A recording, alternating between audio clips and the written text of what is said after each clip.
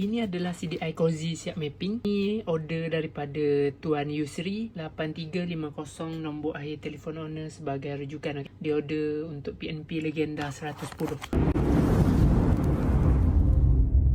Jadi ini nanti CDI sampai boleh terus pasang. Kalau yang order akan dapat CD kecil untuk install aplikasi, dapat stiker CDT sementara stok masih ada, dapat CDI full set, dapat wire USB untuk mapping CDI. Jadi siapa yang beli ni CDI dah CDT tolong mappingkan siap-siap sebelum post. Nanti sampai pada kawan-kawan CDI ni boleh pasang terus Dan seterusnya dapat juga butang mod Untuk butang mod ni kawan-kawan boleh tekan je nak mod nombor berapa. Waktu bawa jalan, waktu motor berjalan ataupun motor tak berjalan, boleh tekan je tekan je butang mod ni nak nombor berapa, tiada masalah Jadi jom kita tengok mapping owner. Kita masukkan soket ni. Kita onkan aplikasi, onkan reading data.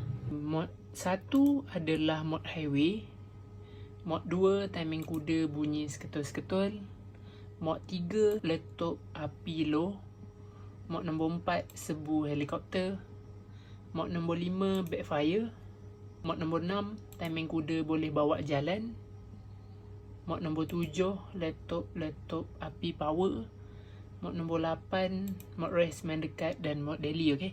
Jadi yang backfire ni cara guna dia, kawan-kawan rem lepas throttle dia letup.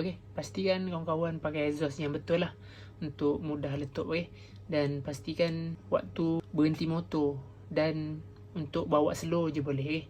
Untuk mod nombor 5 ni. Mod nombor 7 yang ni letup api power. Ni nak bawa pun boleh tapi dia slow lah. Jadi mod nombor 8 untuk bawa daily. Untuk bawa race main dekat dia bawah 2 kilo, nak main sprint test tekan je mod nombor 8. Nak main highway, main jauh untuk jaga enjin supaya tak terlalu panas, pakai nombor 1. Jadi kita nak keluar, off kan, tekan pangkah, tekan yes. Jadi data dah tersimpan dengan baik dalam chip CDI.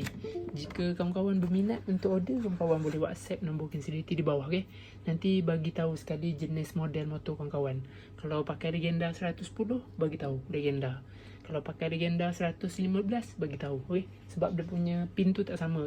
Dan kalau pakai EFI, bagi tahu EFI. Jika nak order, kawan-kawan boleh WhatsApp nombor CDT sekarang. Terima kasih support.